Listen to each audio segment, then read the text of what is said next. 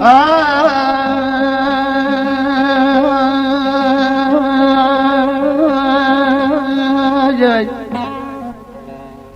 kalkın Durnam ey kalkın Van'dan sökülün, Erciş'in düzüne konun dökülün yar yar yar.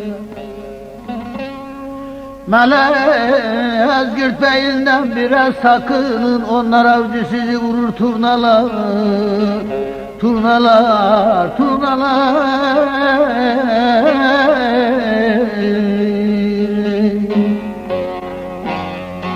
Benim fasillerde edin niyazi, çıkma ne yer dağa, geç gelir yazı.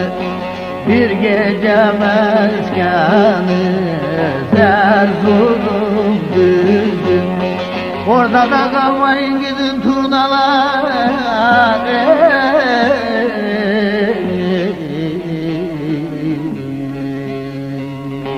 Turnaları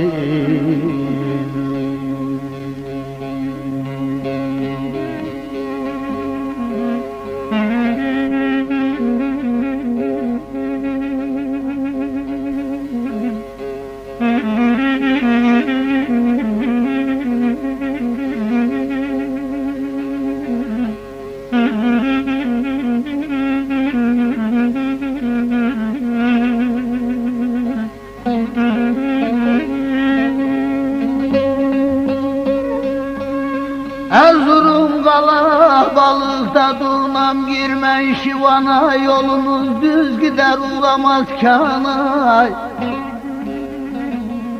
Cipce boğazından geçersin cana, orada da kalmayın gidin turnalar yar yar.